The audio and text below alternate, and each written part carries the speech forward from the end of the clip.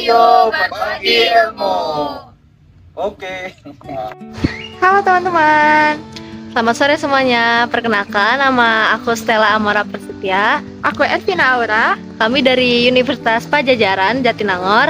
Nah, pada saat ini kami sedang berada di Sentra Bioso yang berada di Cimahi. Dan sekarang ini kami sedang ingin melihat taman regeneratif yang ada di Sentra Bioso. Nah, apa itu taman regeneratif? Mari kita langsung tanyain aja sama Pak Luki.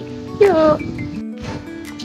Halo Pak Luki. Halo, kabar baik. Halo Pak. Halo. Kamu mau lihat taman regeneratif ini Pak?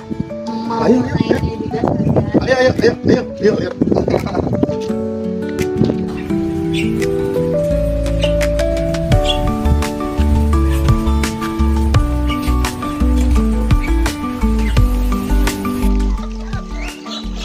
Ini ada tulang nih. Lihat ya.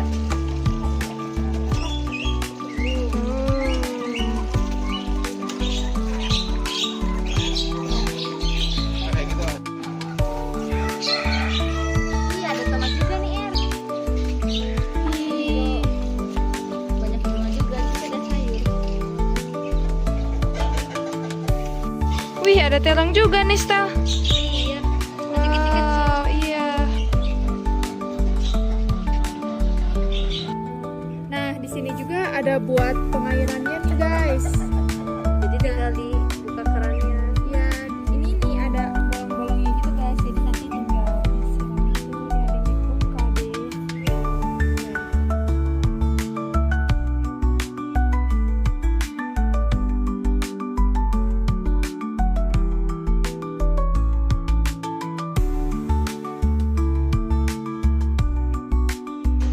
Taman regeneratif ini taman apa sih, Pak? Oke, jadi gini teman-teman, regenerative farming ini atau permaculture ini adalah sebuah taman di mana taman ini manusia, bangunan, tanaman dan hewan yang ada di sekitarnya itu saling bekerja sama, saling menguntungkan. Nah, jadi taman regeneratif ini, regenerative farming ini harus punya syarat ya. Syarat yang pertama adalah dia bikin pupuk sendiri. Nanti kita akan lihat bagaimana mereka bikin pupuk sendiri. Kemudian dengan sistem yang ramah lingkungan dan lestari gitu ya. Contohnya adalah rice bed ini. Rice bed ini masuk ke dalam. Di dalamnya itu ada sampah. Jadi kita bikin bank biomasa. Jadi sampahnya itu hampir semeter atau 75 cm itu sampah dulu. Sampah. Kemudian dikasih biasa tamak, ada bakteri baik, kemudian ada media tanam untuk ditanam. Tujuan dari pembuatan taman ini tuh apa ya? Wah, jadi ini tujuannya keren banget ini. Sentra Bioso dulu kan hanya mencetak braille, apa yang buat orang nggak bisa lihat itu ya, tunanetra itu ya. Nah, sekarang mereka juga ternyata membuat vokasi pertanian, di mana penerima manfaat itu ada yang selain belajar braille, juga belajar berkebun, bertani. Jadi ketika mereka pulang ke masyarakat, mereka bisa punya penghasilan lah. Dan yang penting adalah taman ini akan juga membuat stress reliever atau bikin mental makin baik dengan adanya berkebun ini. Nah, Pak, kalau dari kita ada yang tertarik gitu buat bikin taman kayak gini, nah kira-kira itu proses pembuatannya tuh kayak gimana ya, Pak? Jadi gini ya, pasti ya yang di awal itu kita akan melakukan observasi, dilihat dulu pengen kayak apa. Kalau di sini kan kebetulan banyak di penerima manfaat itu orang-orang yang memang memang ada sakit, harus kursi roda. Jadi pimpinan ini waktu itu kita paving, jadi nggak tanah gitu aja, biar orang yang pakai kursi roda, pakai tongkat bisa tetap belajar pun di sini bersih. Itu satu. Kalau yang observasi, yang kedua pasti harus dilihat dulu dari budget ya. Bikin kayak gini pakai bata itu akan lain dengan kalau misalnya pakai bambu lebih murah gitu ya. Satu bambu harus 8 bulan, 1 tahun harus ganti. Kalau ini kan lama.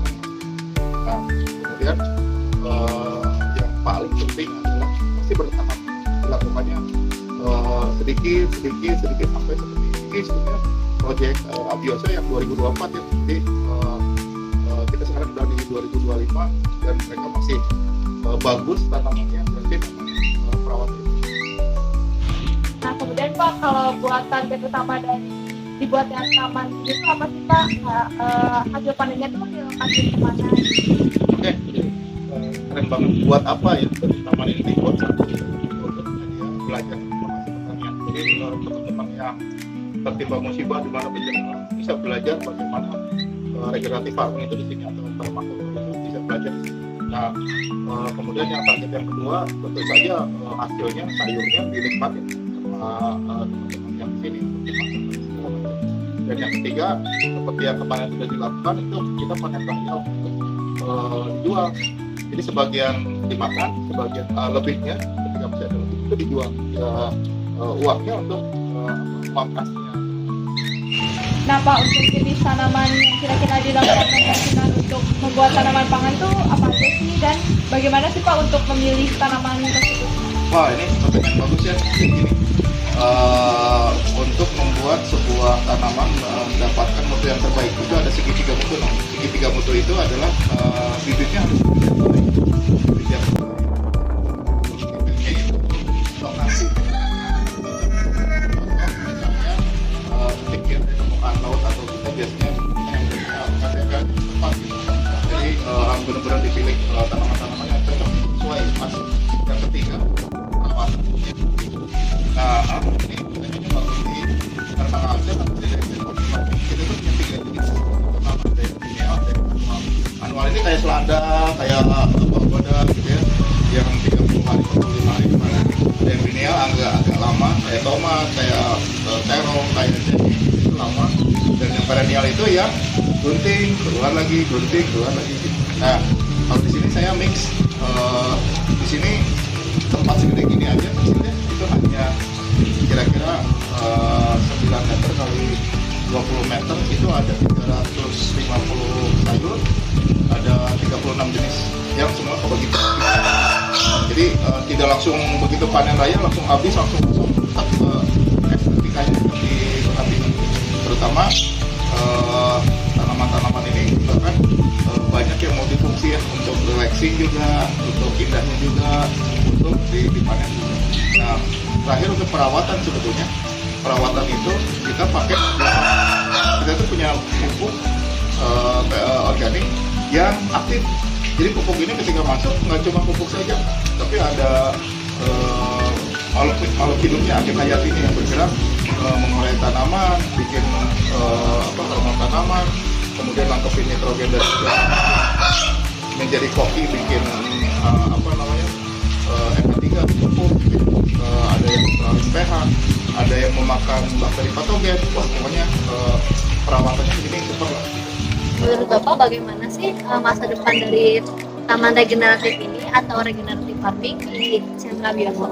Ini keren banget ya, karena gini, di Bandung, Cimahi dan sekitarnya itu lahan udah mulai susah, untuk mendapatkan lahan gede banget, satu hafal itu susah. Nah ini sebetulnya solusi banget, masyarakat harus belajar ke sini bagaimana sebuah taman kecil tapi bisa produksi banyak sayur, buah, dan tadi ya udah pasti sehat gitu, udah pasti sehat. Gratisnya ya bonusnya lah gitu. Tapi udah pasti sehat, kita bisa ngasih makan anak-anak, anting kayak makanan yang bergizi. Pokoknya ini sih sebetulnya udah solusi ya buat masa depan kota-kota urban pada umumnya.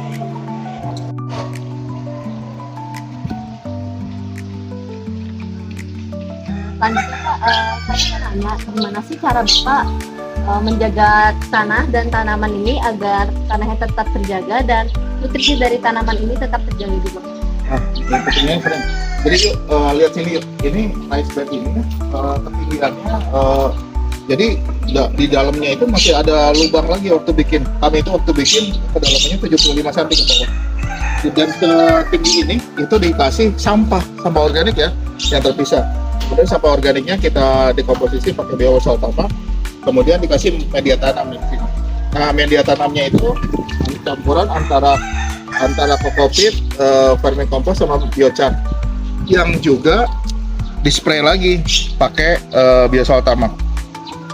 Nah, Kemudian teman-teman di sini juga kita juga kasih edukasi ke teman-teman di sini untuk bikin pupuk sendiri. Yuk lihat yuk, bagaimana kita bikin pupuk.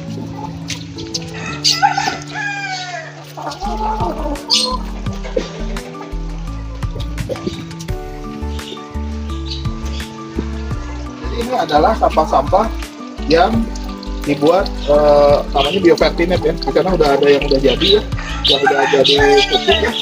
Jadi daun-daun kering 9 bagian, sampah coklat 9 bagian, sampah hijau 6 bagian, kemudian sampah aktivatornya 3 bagian. Sampah aktivator itu contohnya apa? Itu adalah kotoran-kotoran ayam. Yang kebetulan kalau di sini memang si kotoran ayamnya masuk ke dalam kolam ikan. Kolam ikannya dialirkan ke sana, masih ke bak, kemudian dibaknya untuk ngasih nutrisi ke sayuran yang di sana. Ini namanya aquaponik. Kalau hidroponik pakai AB mix, pakai chemical. Kalau aquaponik pakai kotoran ayam dan ikan yang kemudian dipecah oleh bakteri pemecah nitrit, bakteri pemecah nitrat untuk jadi nutrisinya di sana.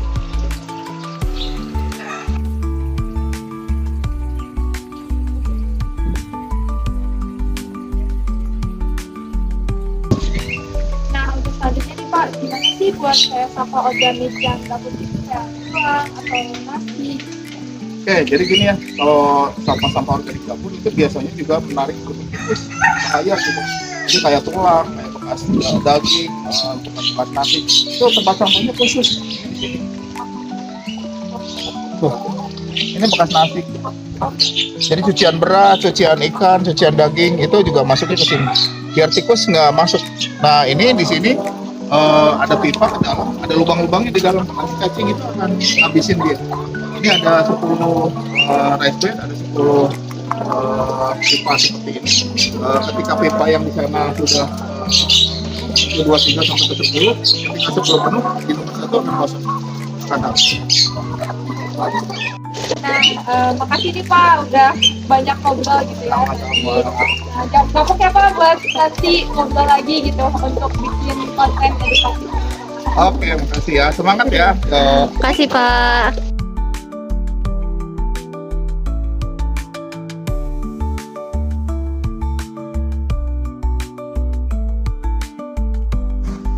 Nah, untuk Biobioso sendiri itu pakai pupuk apa ya Pak?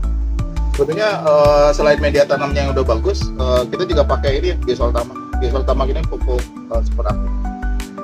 Untuk kandungan dari Biosoltama. Jadi gini ya, sebetulnya Biosoltama ini sebetulnya kandungannya sama lah kayak pupuk-pupuk organik lainnya. Kayak CN rasionya dia misalnya 8% totalnya, terus ada NPK-nya totalnya 8% gitu ya, sama lah kayak itu. CN-nya 51% ya. Nah tapi kelebihannya ini dia compact, dia itu kecil ya. Jadi bayangkan misalnya di puncak gunung ada yang punya kebun kopi gitu. Ini 30 gram ini bisa diajarkan ke 200 liter ya. Kemudian 200 liter itu bisa buat 1 hektar. Jadi ini pupuk, tapi ketika dia masuk ada bakteri-bakteri aktif yang bergerak di dalamnya. Salah satunya adalah dia akan menjadi kopi, nangkepin nitrogen di udara bebas, kemudian ditangkepin untuk jadi NH3 atau bahasa kitanya urea gitu ya. Kemudian ditangkap, ditaruh di intil akar. Biasanya kalau di legum-leguman banyak banget bakterinya. Kemudian ada bakteri-bakteri yang bikin hormon pertumbuhan. Kemudian ada lagi bakteri yang netralin pH. Ada lagi bakteri yang dekomposisi sampah-sampah organik. Kemudian ada lagi bakteri-bakteri yang makan bakteri patogen. Jadi ini bukan bahan dasarnya, bukan dari kotoran hewan ya, ini dari rempah-rempah, pokoknya pupuk super lah ini.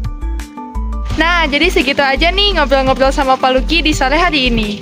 Nantikan keseruan kami selanjutnya di Rumah Kayu Bagi Ilmu. Dadah!